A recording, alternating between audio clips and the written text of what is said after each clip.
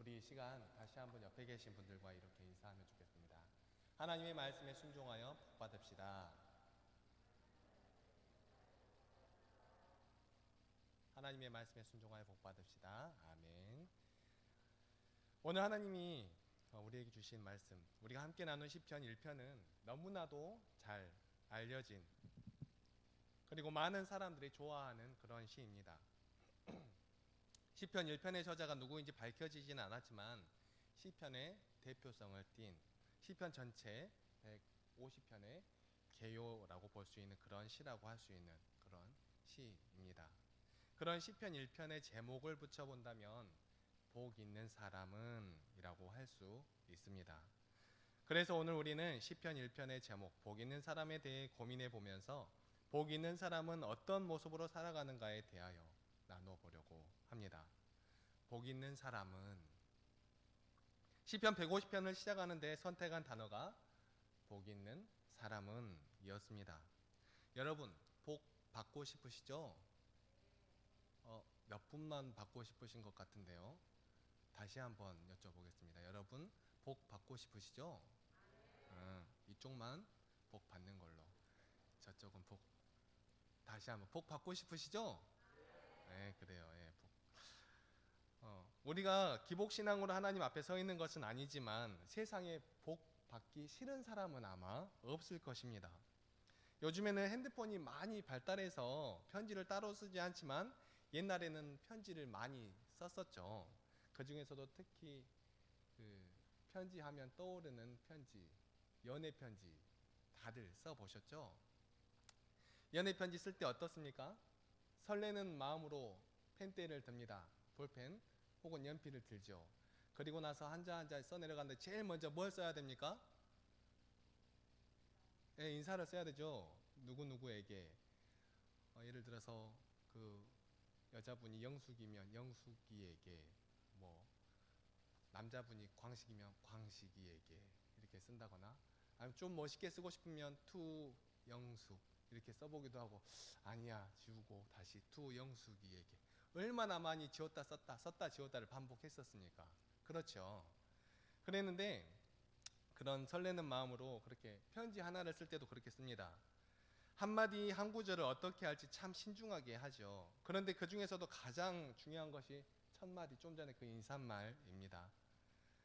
첫 글자가 얼마나 힘들던지 썼다 지우고 반복했던 기억이 저도 있습니다. 그리고 성경을 시작하는 첫 번째 단어, 성경 첫 책이 창세기이죠. 창세기는 이런 말로 시작합니다. 태초에 하나님이. 영어 성경은 보통 이렇게 시작합니다. In the beginning God created. 그리고 그 말은 하나님께서 천지를 지으셨다라는 말입니다. 하나님께서 우리에게 주신 사랑의 편지인 성경은 그 시작이 그렇습니다.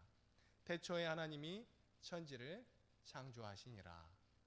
여러분 그 말씀에 아멘이시지요? 아멘으로 말씀에 화답하는 우리 성도들 되기를 소망합니다. 그런데 그토록 중요한 처음의 시작을 그 성경 중에서 시편 150편을 있는 그런 성경의 시편의 시작은 복 있는 사람은 이라는 말로 시작하고 있습니다. 영어 성경인 MSG 성경에서는 그 구절을 이렇게 기록하고 있습니다.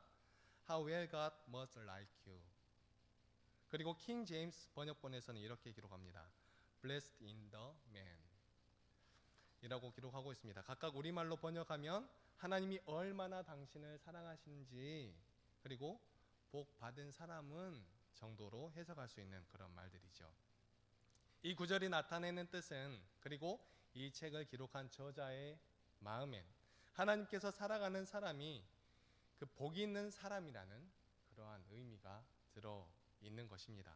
그리고 시편 1편의 내용은 복 있는 사람이 어떠어떠하다라는 그런 내용을 기록하고 있지요. 무엇을 의미합니까? 1차적으로 볼 때는 그저 복 받은 사람이 어떠어떠하다라고 볼 수도 있겠지만, 성경이라는 것 자체가 하나님께서 우리에게 주신 사랑의 편지라는 것을 생각하면서 볼 때는 이렇게 볼 수 있을 것입니다. 복 받은 너희는 이렇게 해야 한다. 그런데 말씀이 조금 억압적이죠. 다시 한번 말씀드리겠습니다. 복 있는 너희는 이렇게 살았으면 좋겠구나. 조금 다르죠. 먼저 1절에서 복 있는 사람이 해서는 안 될 행동에 대해서 말씀하고 있습니다. 복 있는 사람은 악인들의 꾀를 따르지 않아야 하고 죄인들의 길에 서지 않아야 하며 오만한 자들의 자리에 앉지 않아야 한다고 말씀합니다. 저와 여러분은 하나님의 그 크신 은혜와 사랑 안에서 그리고 예수 그리스도를 통하여 복 받은 사람들입니다. 앞으로 복 받을 사람들이 아니고 복 받은 사람들입니다. 그렇다면 우리가 가야 할 길은 악인들의 길, 죄인들의 길, 그리고 오만한 자들의 길이 아니라는 것이죠. 하나님은 우리가 그러한 길에 서기를 원하시지 않으십니다. 그러한 길이 멸망으로 향하는 길이기 때문에도 그렇지만 하나님께서는 우리가 선한 길, 또 바른 길, 또 의로운 길로 행하기를 원하십니다. 왜 그러실까요? 하나님께서는 우리 한 사람 한 사람을 사랑하시지만 우리 한 사람 한 사람뿐만이 아니라 우리 주위에 있는 모든 사람들을 사랑하시기 때문에 그렇습니다. 성부, 성자, 성령 하나님, 삼위일체의 하나님, 그 하나님께서 서로 연합하여 한 사역을 이루어 가시듯이 우리도 하나님께서 우리 가운데 세워주신 창조의 역사, 우리가 서로 연합하여 선을 이루어 가기를 원하시기 때문에 그렇다는 것이요. 우리는 우리만 복받기 위해서 살아가면 되는 존재가 아니라는 것입니다. 우리가 서로 아껴주며 우리가 서로 귀하게 대해주며 살아가기를 원하시는 것이죠. 여러분, 금묵자흑이라는 말이 있습니다. 검은색이 가까이 가면 자신도 검어진다 라는 그러한 사자성어이죠. 죄를 가까이 하면 죄에 물들 수밖에 없습니다. 우리는 거룩하신 하나님의 자녀들임을 언제나 결코 잊어버려서는 안 될 것입니다. 거룩이라는 말은 기록되어진 성경의 단어의 원어는 히브리어로 카도시라는 그런 단어이죠. 이 단어는 구별, 분리를 사용하는 단어에서 파생된 단어입니다. 그러니까 거룩하다라는 말이 가지고 있는 뜻은 구별되고 분리되다라는 그런 뜻을 가지고 있는 말이죠. 거룩은 죄에서 분리되는 것을 나타냅니다. 죄의 유혹은 달콤해서 가까이 하면 가까이 할수록 더욱더 깊이 빠져들 수밖에 없습니다. 사랑하는 성도 여러분, 저와 여러분의 거룩함이 이 세상과 구별되어 하나님께 기쁨이 될 수 있는 복 있는 삶이 되시기를 간절히 소망합니다. 2절에서는 복 있는 사람이 행하는 일에 대해서 말씀하고 있습니다. 복 있는 사람은 여호와의 율법을 즐거워하여 주야로 묵상하는 자입니다. 여러분, 성경 많이 보시죠? 우리 목사님께서 원하시는 말씀과 함께하는 삶, 인격적으로 말씀을 알아가는 삶, 함께하려고 노력하시지요? 아멘입니다. 어떤 분들은 또 때로는 그런 말씀과 가까이 하기 어려운 그런 환경에 있으신 분들도 있을 줄 압니다. 하지만 복 있는 사람이라면 오늘 말씀에 기록한 것과 같이 하나님의 여호와의 율법을 즐거워하여 주야로 그 말씀을 묵상하는 그러한 사람인 것이죠. 사람은 마음이 가는 곳에 모든 것이 함께 갑니다. 무슨 말입니까? 무슨 뜻일까요?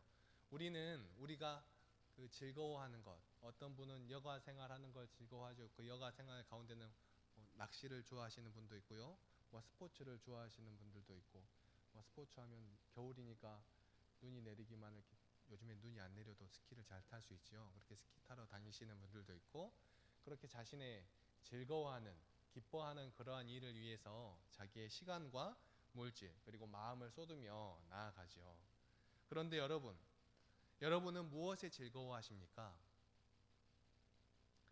우리들의 최대 관심사는 무엇일까요? 그런데 먼저 우리의 관심사를 생각하기 이전에 하나님의 관심사는 무엇일까요? 작고 나약한 우리의 관심사는 어찌 보면 눈에 보이지 않는 하나님일 때도 많이 있고, 하나님의 말씀이어야 된다고 생각하지만, 하나님의 그 사랑이어야 된다고 생각하지만 그렇지 못할 때도 많이 있습니다. 하지만 하나님의 관심사는 무엇이냐 하는 것입니다. 하나님이 기뻐하시는 일이 무엇인지에 대해 하나님께서 관심 있어 하시는 일에 대해서 우리는 생각해 보아야 합니다. 하나님께서 이 세상이 잘 굴러가도록 항상 신경 쓰시고 일하시느라 정신이 없으실까요? 그렇지 않죠. 하나님께서 기뻐하시는 것은 다른 어떠한 것이 아니고 관심을 가지시는 것도 다른 어떠한 것이 아닙니다. 하나님께서 기뻐하시는 것은 바로 우리들, 하나님을 사랑하는 성도들, 하나님께서 사랑하시는 성도들이지요. 하나님의 관심사는 우리가 꼭 사모하는 나의 님을 생각하는 것 같이 하나님께서 사랑하시는 이 땅의 하나님의 아들과 딸들이라는 것입니다. 그 아들과 딸들이 이 땅 가운데서 서로 기뻐하고 즐거워하며 웃고 행복하게 하나님의 나라를 이루어가며 살아가기를 원하시는 것이지요. 여러분, 아까도 말씀드렸지만 너무너무 행복하기를 원하실 것입니다. 이 세상 가운데 그 누구도 불행하기를 바라는 사람은 없습니다. 이 세상 가운데 살아가는 모든 사람이라면 모두가 기쁘고 행복하기를 바랄 것입니다. 그를 위하여 물질을 축적하기도 하고 그를 위하여 부와 명예를 높이려고 그렇게 노력하는 사람들이 많이 있지요. 그를 위해 자신이 가진 꿈을 펼치기도 할 것이고 또 그를 위해 자신의 관심 분야나 즐거움을 쫓아가기도 할 것입니다. 그런데 이 세상 모든 만물을 지으시고 또한 세상 모든 사람을 지으신 그 하나님께서 우리를 지으셨기에 우리에 대해서 너무나 잘 아시는 그 하나님께서 우리가 행복해지는 그 방법을 너무나 잘 알고 계십니다. 저와 여러분의 삶의 가장 큰 즐거움이 하나님의 그 놀라우심을 찬양하는 것이고 또 가장 큰 관심이 여호와의 말씀이 되기를 간절히 소망합니다. 하나님의 말씀을 읽는 것에 가장 큰 기쁨을 느끼고 하나님의 말씀 가운데에서 가장 큰 위로와 소망을 발견하는 그러한 삶이 되어야만 하는 것입니다. 찬송가 94장은 주 예수보다 더 귀한 것은 없네라는 곡입니다. 그 곡의 2절의 가사를 제가 한번 읽어드리겠습니다. 주 예수보다 더 귀한 것은 없네. 이 세상 명예와 바꿀 수 없네. 이전에 즐기던 세상 일도 주 사랑하는 마음 뺏지 못해. 세상 즐거움 다 버리고 세상 자랑 다 버렸네. 주 예수보다 더 귀한 것은 없네. 예수밖에는 없네. 하나님의 말씀, 그 안에 담긴 하나님과 예수 그리스도의 놀랍고 크신 사랑, 그리고 지금도 우리를 위해 탄식하시며 중보하시는 성령님의 놀라운 은혜가 충만하게 담겨져 있는 그러한 가사이지요.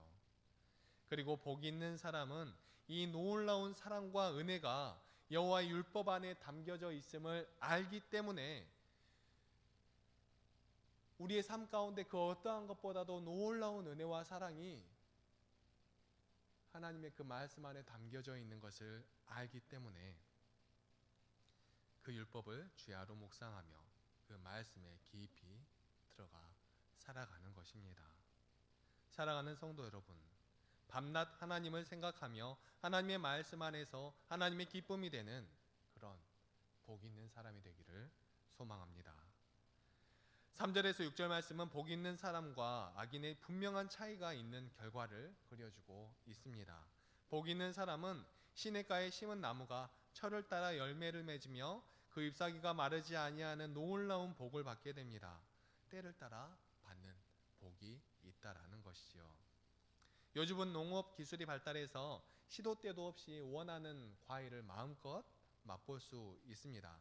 그런데 그래도 저는 왠지 제철 과일이 왠지 몸에도 더 좋을 것 같고 더 맛도 있는 것 같고 그렇더라고요. 때에 맞추어 때에 맞는 성장을 하고 열매를 맺는 것이 얼마나 큰 은혜인지 모릅니다. 여러분, 결혼할 때가 돼야 결혼을 해야 되는데 결혼할 때가 안 됐는데 결혼한다고 색시를 데려오는 아들이 있다면 조금 골치가 아프겠죠.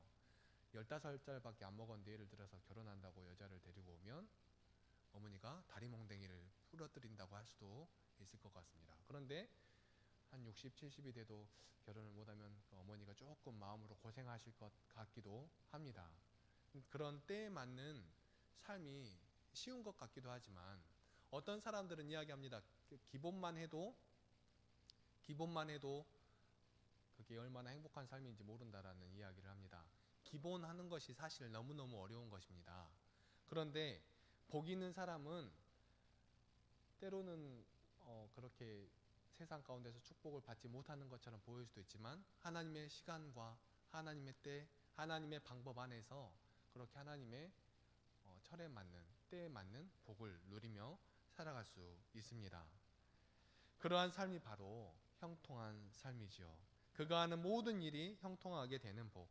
그런데 여기 형통이라는 단어를 동일하게 사용하고 있는 창세기 39장 2절과 39장 23절의 요셉의 이야기 중에 이런 말씀이 있습니다. 창세기 39장 2절 말씀입니다. 여호와께서 요셉과 함께 하심으로 그가 형통한 자가 되어 그의 주인 애굽 사람의 집에 있으니. 또 창세기 39장 23절 말씀입니다. 간수장은 그의 손에 맡긴 것을 무엇이든지 살펴보지 아니하였으니 이는 여호와께서 요셉과 함께 하심이라. 여호와께서 그를 범사에 형통하게 하셨더라. 아멘. 여러분, 하나님께서 형통하게 하시면 세상에 그 누구보다 부자가 돼야 될 것 같고 세상에 그 누구보다 뛰어난 사람이 돼야 될 것 같은데 오늘 하나님께서 형통하게 하신 요셉을 보니까 형통하게 하셨는데 남의 집에 노예로 들어가 있었죠. 그리고 거기서 또 높은 자리에 올라가기도 했지만 거기서 또 게임에 빠져서 감옥에도 들어갔어요. 그런데 그때 하나님께서는 기록하고 계십니다. 성경에 기록하고 있죠. 그가 형통한 자가 되어 또 그를 범사에 형통하게 하셨더라. 여러분, 하나님을 믿고 하나님을 의지하는 그리스도인이라면 이런 말씀에도 아멘 할 수 있어야 합니다. 솔직히 이렇게 싫잖아요. 그렇죠? 솔직히 감옥 가기 싫잖아요. 다른 사람 밑에서 이렇게 일하는 것 좋을 사람이 어디 있겠습니까? 그런데 우리 하나님은 꿈의 사람 요셉이라고 불리는 그 사람을 이렇게 쓰셨습니다. 그런데 그 사람을 하나님께서는 형통한 사람이라고 기록하고 계시지요. 우리의 형통과 하나님의 형통이 조금 다를 수 있다라는 것을 우리는 이해해야 합니다. 하나님의 방법과 시간, 그리고 하나님의 방법과 시간, 우리의 방법과 시간, 그것이 서로 다르게 흘러갈 수 있음을 우리는 깨달아야 하는 것이죠. 하나님의 방법과 나의 방법이 다를 수 있음을 기억해야 합니다. 사랑하는 성도 여러분, 오늘날 우리의 삶이 내가 원하는 형통이 아닌 하나님이 계획하시고 이끌어 가시는 형통의 복으로 가득하게 되시기를 간절히 소망합니다. 우리가 우리의 것으로 볼 때는 한 치 앞도 내다보기가 어렵습니다. 하지만 하나님께서는 이 땅을 섭리해 가시면서 우리가 알지 못하는 크고 은밀한 일을 위하여서 우리 한 사람 한 사람을 사용하시고 이끌어 가시고 또 그 안에서 우리를 형통하게 하시는 것이죠. 이 꿈의 사람 요셉을 통하여서 하나님은 어떠한 일을 이루셨습니까? 하나님의 민족인 하나님의 백성인 이스라엘 민족을 이 땅 가운데서 민족을 이루어 가시게 하기 위하여서 이 땅 가운데로 이집트 땅 가운데로 불러오시죠. 누구를 통해서 그랬습니까? 이 땅 가운데 팔려 나간 요셉을 통하여서 이러한 일들을 이루셨지요. 우리는 요셉의 그런 고난받는 모습을 볼 때는 우리는 그런 사람은 되지 말고 나중에 요셉처럼 큰 사람, 그런 사람만 되자라고 할 수 있겠지만 하나님의 크고 놀라우신 계획 가운데 우리가 그러한 작은 우리 가운데 찾아오는 고난과 우리 가운데 찾아오는 그러한 어떠한 역경을 담대함으로 하나님의 사랑으로 받아들일 때 하나님의 말씀과 함께함으로 그러한 삶의 파도를 넘어설 때 하나님께서 우리의 삶을 형통의 삶으로 인도하실 것을 믿고 의지하며 나아가는 믿음의 백성들 다 되시기를 간절히 소망합니다. 사랑하는 성도 여러분, 오늘 시편 기자가 고백한 복 있는 사람, 그것은 하나님의 가장 완벽한 시간의 흐름과 인도하심에 거하는, 마치 돛담배가 불어오는 바람에 그 몸을 맡겨 힘차게 운항해 나아가는 그러한 모습과 같습니다. 이러한 은혜와 복이 저와 여러분 삶 가운데 함께하기를 위해서 마음을 쓰고 노력하려고 한다면 우리는 그 말씀의 주체이신 하나님을 바라보며 나아가야 하는 것입니다. 하나님의 계획과 하나님의 방법, 하나님의 사랑을 우리 마음속에 품고 하나님의 말씀을 언제나 사모함으로 나아가야 하는 것이지요. 마지막 6절 말씀입니다. 무릇 의인들의 길은 여호와께서 인정하시나 악인들의 길은 망하리로다. 아멘. 사랑하는 성도 여러분, 여호와께 인정받는 그러한 삶을 살아가야 합니다. 여호와께 인정받는 자가 복이 있는 자입니다. 세상 사람들의 인정도 중요하지만 그보다 더 중요한 하나님께 인정받고 또 하나님께 칭찬받는 그러한 그런 복 있는 사람이 되시기를 간절히 소망합니다. 그러나 악인의 길은 반드시 망하게 되어 있습니다. 우리가 걸어가야 할 길은 이미 너무나 잘 알고 있죠. 너무나 확실히 정해져 있습니다. 하나님께 인정받고 또 하나님께 복을 받는 그러한 사람. 지금 우리 가운데 찾아온 이 코로나라는 그러한 고난 가운데에서도 이러한 환경을 탓하지 아니하고 이 가운데 이루실 하나님의 크고 놀라우신 계획을 바라보며 이 가운데서 하나님의 말씀과 함께하며 우리의 삶을 묵묵히 담대하게 그러나 하나님께 기대하는 마음으로 기도하는 마음으로 한 걸음씩 힘차게 나아가시는 믿음의 백성들 다 되시기를 간절히 소망합니다. 기도하시겠습니다. 사랑과 은혜가 충만하신 하나님 아버지 너무나 감사합니다. 언제나 우리를 사랑하여 주시어서 우리를 말씀 가운데 두기를 원하시고 우리를 생명과 진리 가운데 은혜 가운데 두기를 원하시는 하나님 너무나 감사합니다. 하나님, 우리는 때로 하나님의 그 말씀을 믿지 못하고 우리의 상황과 환경을 바라보며 하나님의 말씀을 저버리며 하나님의 말씀을 향한 믿음을 저버리고 우리의 생각과 뜻대로 나아가려고 했던 때가 너무나도 많이 있습니다. 그러한 순간들을 통하여서 우리는 실패를 경험하고 그러나 그러한 실패 가운데에서도 우리를 바라보시는 하나님의 놀라우신 계획과 사랑을 통하여서 우리에게 내밀고 계시는 하나님의 크신 손을 통하여서 다시 한번 하나님 아버지 앞으로 나아가게 하여 주시니 너무나 감사합니다.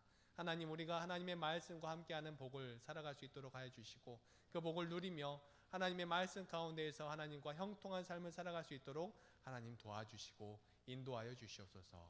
그러한 우리에게 부어주시는 그 복을 우리만 누리면서 살아가는 것이 아니라 우리의 이웃들에게 증거하며 우리의 삶으로 하나님의 사랑을 나타내며 하나님을 찬양하는 귀하고 아름다운 삶을 살아갈 수 있도록 도와주시고 인도하여 주시옵소서. 함께하여 주심에 감사드리오며 이 모든 말씀 사랑이 충만하신 우리 주 예수 그리스도의 이름으로 기도합니다.